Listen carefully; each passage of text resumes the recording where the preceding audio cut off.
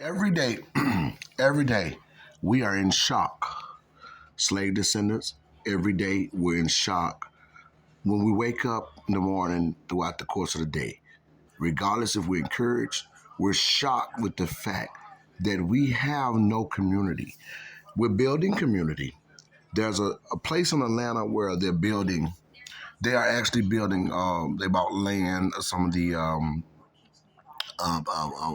Nation of Islam and some um, basically pro-black people when it comes down to us because we are in so much desperate need of what we need of things of our own.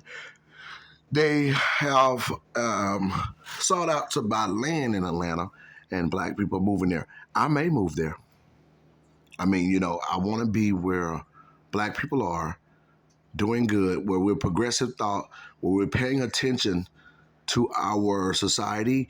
We're paying attention to the science in which how we exist around us, before us, and after us. Well, we see this thing. We see it normalizing. We understand. We're not just out here dingling around and winging.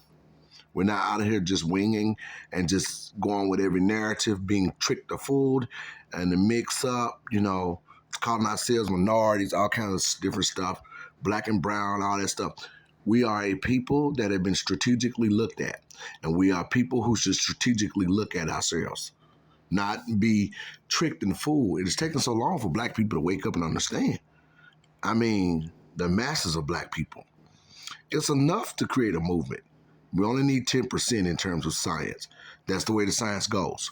When you get 10% of a move of a people or a situation, you can, in terms of a ideology or a stance to set in the precedence. You can do that and begin it, and then it bleeds off into even more of a richer and a momentum. Now, I pretty much want to let you know that we are living in a shocked place where we have to realize that we're contagion to wealth. We're contagion to that. Let me not use the word wealth. We're contagion to that what keeps people safe. Because wealth keep people safe. It's not about luxurious things. It's about the safety and sacrecy of your own community and the community sport in terms of safety and good choices, and involve finances. It involves good passable um, bridge crossings where you have problems, you can do something about it. You have good health care. You can now begin to raise artists. You can begin to raise people and teach them what you want them to know, and they can actually succeed and endeavor. This is wealth. Wealth supports people. It supports people, and it partners with other groups also, because you have so much in terms of a power sector. You other people have to partner. They have to get your consent. They have to say, well, this is your part of the region. What can we do to help you if we do this or we do that? And you steady progress. And we don't get the bargain in wealth. And our people are contagion, and we see it every day now that we look up and there's a contagion to wealth when it come down to us. Well, you talk to another black person, and it's not unheard of that they don't hear you because you're black. They might not like you because you're black. They might not agree with you in your state of emergency and situations because they're looking at another black person. So you're contagion to community sport. And then you don't have a real community.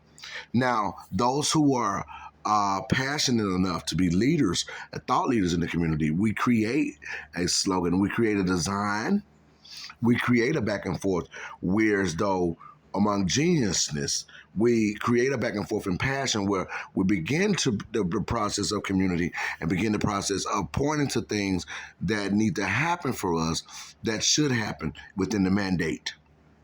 But however, black people are largely still confused, out and about, running around the country, thinking that they all right. I live like somebody else. The Democrat Party teaching people to talk black and brown, using whistleblower terms, catchphrases, and black people up under attack. And not other people, but you say, okay, the black man's gonna bring you here. He's going to get in front of your movement. He's going to fight for you. We're going to treat him right as long as he's with you in this movement, as long as you own his laws. And when you get corrected, we're going to separate you from these black people, and they're going to go back to their place. They're slaves, like slaves. They're going to go back to their place and they're going to shut up unless we're going to get involved as police officers. We're going to either hurt and harm them with impunity, or we're going to put them in jail. We're going to threaten them. They're going to go and sit down, and we're going to allow these other people who come here, who have used their momentum, who have used their blueprint as a people, to actually systemize and be important and benefit from this. Their children are going to endeavor, brown children, not black children. Black people, you are sophisticated slaves now. You're not field workers, but you're sophisticated in terms of what the country has offered you for slavery. Now you have to give it to someone else. So that's a sophisticated slave. That's an economic slave. That's a intellectual slave. That's a political slave, industrial slave. So black people, when you need money, we need you to go to work. We need you to go to work for white people who own businesses. We need you to go to work for immigrants who own hotels. We need you to go to work and pull yourselves up by your bootstrap. We're not going to pay you what we owe you because it happened so long ago. But we're going to give other people what we don't owe them because we want them to be safe in the country. But black people, you're already safe. You should be by now. So why you want people to feel sorry for you? That's what they're saying to you. You had plenty enough time to correct yourself. You had 30 years, but they killed your leaders. They fought and they killed Dr. King. They assassinated people. They burned down communities. And they tell you you had 30 years to get it together. If they had left us alone, America and its government, America and its leadership had left us alone, we would be a rich and powerful people right now for the majority of our community. Every black person can basically sing. Every black person can basically, we was in the arts, we done well.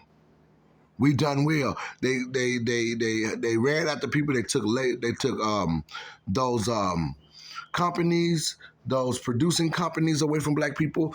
Michael Jackson, they wasn't satisfied that he was dead. They stopped us from, made us feel contagion to get along with each other unless we're in trouble. You can't have a whole lot of black people at one place at one time. The police get called. They bombed the churches when we was having meetings, the KKK, wherever we meet together. So now what we've created now is the same thing, but in more broader, in a more broader concept. A more broad concept. So therefore, we can be targeted. And it's a more a broader perspective in which and how we're designed right now.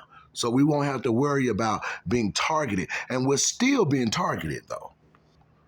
We are still being targeted, even though that's our caption, that's our design and our vision board, is to come and make it a systemic, make it a more a momentum and a broad momentum where we're not just necessarily pointing out. So I want to say something. I see all us black folks talking, but there's a lot of stuff going on in the media. I mean, this may be a little bit different than what I just talked about, but I want to talk about people like Vivian Fox and Kevin Samuels. Rest in peace, my brother. Vivian Fox, I'm ashamed of her as a black man. She ought to be ashamed of herself. If she was near me, I wouldn't take a picture with her. I wouldn't want to reverence her in any kind of iconic position or any type of, no, she's not my unicorn. She used to be. But her celebrating the death of a man, of a black man who became successful because he said something she didn't like is pretty much petulant, if you ask me. And that's the problem when it comes down to us and black people. We're understanding that we think we got time to fight each other and still win in terms of progress. That's the Jedi mind trick. You on national TV celebrating the death of your brother because he kept you in your place when you were talking to Ice Cube. You shouldn't have been disrespectful like that. You don't sit up and disrespect a man like that. They allow y'all to do that. You Democrat women, God bless you and I love you. They allow you to get up and be disrespectful to the black man, but you won't disrespect no other man. You hear me? You won't do that. And if you don't see that by now, you are a fool. You are a fool. You don't disrespect the leaders in which you're connected to by lineage, blood lineage. It makes a difference. Of course, a woman and a man don't always agree by a long shot, but you have a certain respect for a man when he's present. I don't care if he's your son, you are a woman. And a man, you are a leader too. We're both leaders, but we have our own particular place to lead. And you need to stop bleeding off into that sector and ask us to do it and tell us and feel we do it. But when we do it, you need to have some mannerisms about yourself because this is all done in due diligence and love and passion. It's done in passion and love. I can't stress it no more. And you're not supposed to be really leading like that. You're supposed to be protected as females, and you're supposed to have a leadership momentum and a design in terms of passion to help along as a thought leader, but not to take over the project and to be rude and disrespectful to kings in the time of ideology. You're not supposed to be doing that. You're not supposed to be doing that. That's you're creating an ambush. And Vivian Fox, you mighty free to get up there and say that. And I want to say something. I really respected Tasha K, and I still do. I respect her. She got 100 million followers, But let me say this. I've been watching people that I don't really want to bring people up on my channel, but I'm going to go ahead and do some of it. I'm concerned a little bit about people getting to talking about garbage and going against other thought leaders as we fight for our unity and our correction amongst society, our inheritance and reparations. Michi X is an angry person. I followed her and I like her. She's real but and transparent to a certain degree. But her anger begins to get in front of her, and that is the epitome of emotional, is what we're talking about. That is an epitome of passion in which you cannot lead a community or a society in terms of group. There's no way you have that. You have too much emotional energy, and you born like that. That's who you are. You're a female, but you're in the man's trying to get into a man's ideology and a leadership ideology with all that coming, and they allow you to do this. It's not about whether you can't do it. Women are great leaders when they're leaders, but you got to remember how you're made. You are using all your emotions and all your passion to demonstrate something where now you're angry at people who making a difference and people who the people follow. You got to win the people's heart before you can try to get them to hear what you're saying. You think they hear you. You got to get understanding in terms of what are you actually fighting for? Are you fighting for reparations for black people? You talk about the black agenda. What is it actually? And I don't care about you saying nothing about me or nothing. Let's get that straight. What is about we don't talk more intellectual about this situation. What is the black agenda doing? What is it demonstrated? I wanted to find out myself. I want to know. Tariq Nasheed, yes, he has a problem. Yes, we all have problems. We're not perfect, but he tends to laugh and deal with his situations or whatever he have going on in a more stride where he cannot mix it with the people, but yet get them to believe in ideology. And the ideology and the code of conduct is to know that you're special and know what you're owed and where you're supposed to be as an identity. And this is what he's doing. And I can't say anything about that. Now, him and Yvette did have some, Yvette Cornell, I'm going to bring her up too. They did have some back and forth. But however, Yvette understands that I can tell. Tariq is a man, for one.